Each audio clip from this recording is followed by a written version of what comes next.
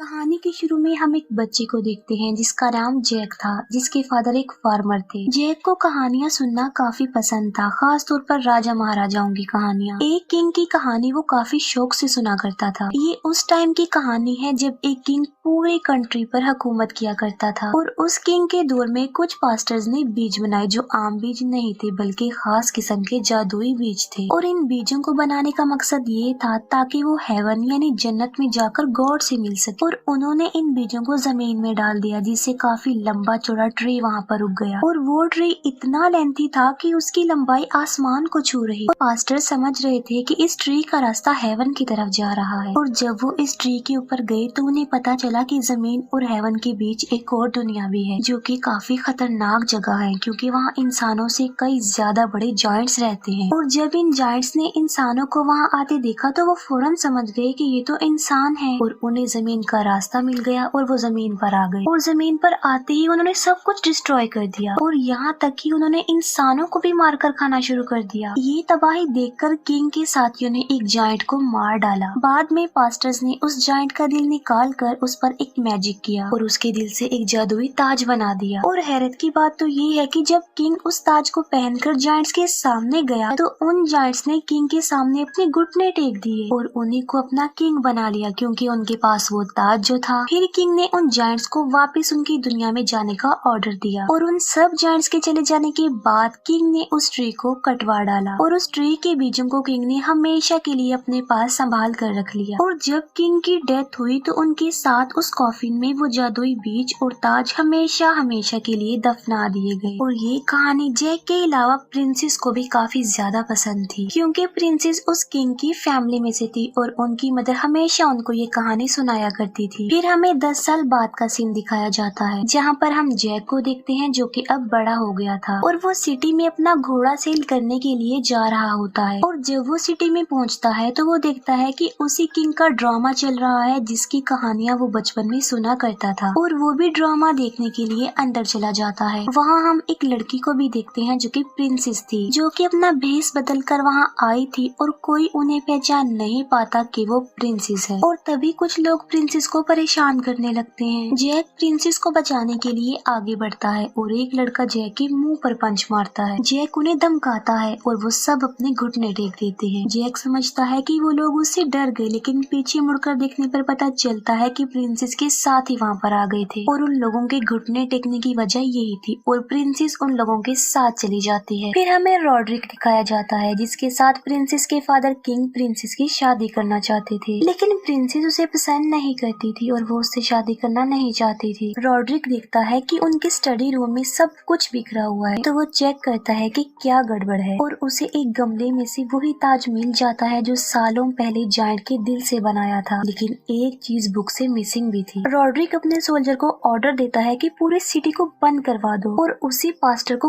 कहीं से भी ढूंढ कर लाओ। अपना घोड़ा बेचने के लिए सिटी में होता है तो एक पास्टर उसके पास आता है और कहता है कि मैं तुम्हारा घोड़ा खरीदना चाहता हूँ। जैक कहता है कि इसके लिए पैसे होने चाहिए जो पास्टर्स के पास नहीं होते, जिस पर वो पास्टर जैक को कुछ बीज देता है और एक फादर के बारे में बताता है कि ये बीज उनको दे देना और तुम्हें तुम्हारी पेमेंट मिल जाएगी। जिस पर जैक कहता है कि बीजों के बदले में कौन पैसे देता है। वो पास्टर जवाब देता है कि ये कोई आम बीज नहीं है बल्कि ये जादुई बीज है जो इतने पावरफुल है कि पूरी दुनिया को बदल सकते हैं और कीमती भी हैं और इन्हें किसी भी कंडीशन पर मत खोना और एक जरूरी बात कि इन्हें पानी में तो बिल्कुल मत डालना। और वो पास्टर जैक का घोड़ा लेकर वहाँ से चला जाता है लेकिन आगे जाकर वो पकड़ा जाता है। घर जाने पर जैक की अंकल उस पर गुस्सा करते हैं कि ये तुमने क्या किया, घोड़े के बदले में बीज ले आए, उस पास्टर ने तुम्हें बेवकूफ बनाया है। और गुस्से में आकर वो बीज नीचे गिरा देते हैं।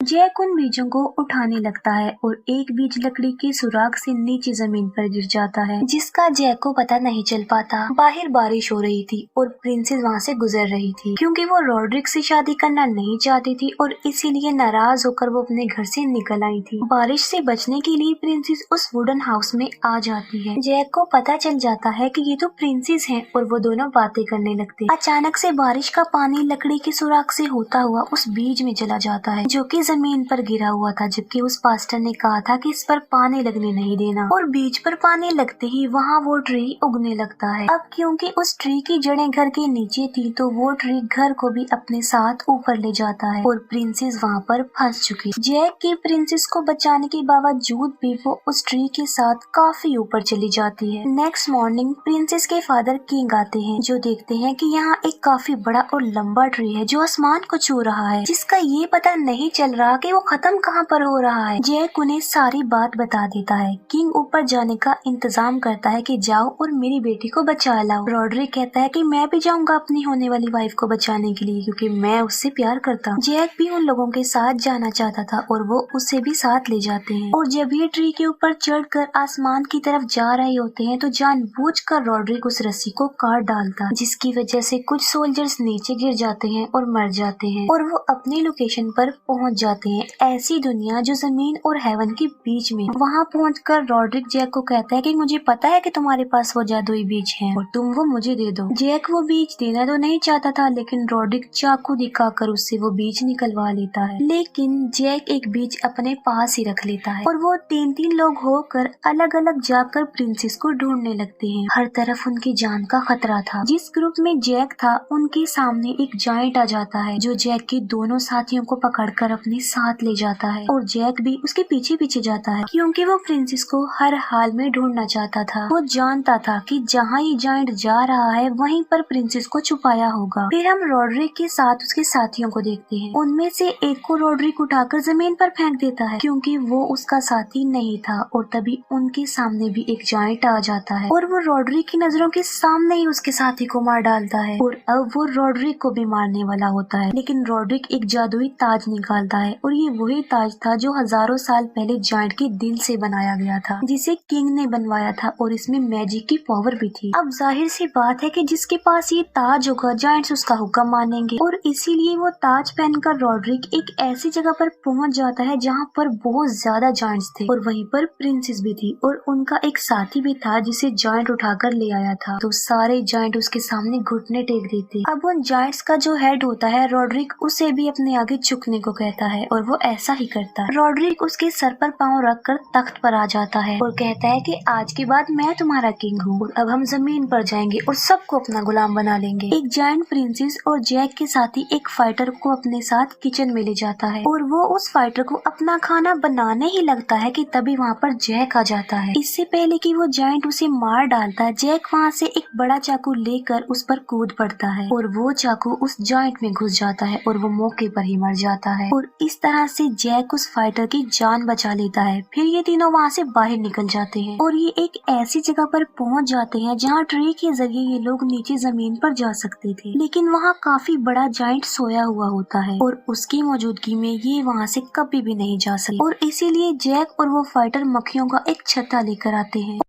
और जो आर्मर मास्क उस जायंट ने पहन रखा था उसे खोलकर वो उन मक्खियों को वहाँ अंदर छोड़ देते हैं, जिसकी वजह से वो जायंट जाग जाता है और अजीब तरह से तड़पने लगता है और उस जायंट का बैलेंस बिगड़ जाने की वजह से वो नीचे जमीन पर आ गिरता है। नीचे किंग उसे देख लेता है और समझ जाता है कि जायंट अब नीचे आना चाह रहे हैं और वो अपने सोल्जर्स को ऑर्डर देते हैं कि इस ट्री को काट दिया जाए, क्योंकि अगर वो जायंट जमीन पर आ गए तो वो सब कुछ डिस्ट्रॉय कर देंगे और फिर इस तबाही को कोई भी नहीं रोक पाएगा। वो फाइटर जैक और प्रिंसेस को कहता है कि तुम दोनों जमीन पर चले जाओ और मैं यहीं रुकता हूँ, क्योंकि मैं रॉड्रिक को किसी भी हाल में रोकना चाहता हूँ, क्योंकि अगर वो जमीन पर चला गया तो हर जगह तबाही मचा देगा और मैं उसके इरादे अच्छी तरह से जानता हूँ। और वो फाइटर वहीं पर रुक जाता है और जैक और प्रिंसेस ट्री के जरिए नीचे आने लगते हैं। अब किंग ऐसा चाहता तो नहीं था, लेकिन फिर भी वो ट्री कटवाने लगता है, क्योंकि उसे पता था कि ट्री पूरी दुनिया के लिए खतरा है और तबाही का रीजन बन सकता है। दूसरी तरफ रॉड्रिक अपने जायंट सोल्जर्स के साथ जमीन पर आने की तैयारी कर रहा होता है और वहीं पर वो फाइटर भी छुपा हुआ था। लेकिन इससे पहले कि वो सोल्जर्स अपने बुरे इरादे से जमीन पर जाने लगे, वो फाइटर रॉड्रिक पर अटैक कर देता है और उसे मार देता है और रॉड्रिक के सर से वो ताज वहीं पर ही गिर जाता। जमीन पर दिखाया जाता है कि सोल्जर उस ट्री को काट चुके थे और वो ट्री आहिस्ता आहिस्ता नीचे आने लगता है। वो फाइटर ट्री के साथ नीचे गिर रहा होता है और दूसरी तरफ जैक और प्रिंसेस भी ट्री के साथ साथ नीचे गिरने लगते हैं, लेकिन वो तीनों बच जाते हैं और वही ताज जायंट्स के हेड को मिल जाता है और वो उसे अपनी उंगलियों में पहन लेता है और सारे जायंट्स उसे अब अपना किंग मान लेते हैं। लेकिन अब ये जमीन पर नहीं जा सकते थे क्योंकि ट्री जो कट चुका था। उन्हें वहाँ एक छोटी सी थैली मिलती है और इस थैली में वही बीज थे और ये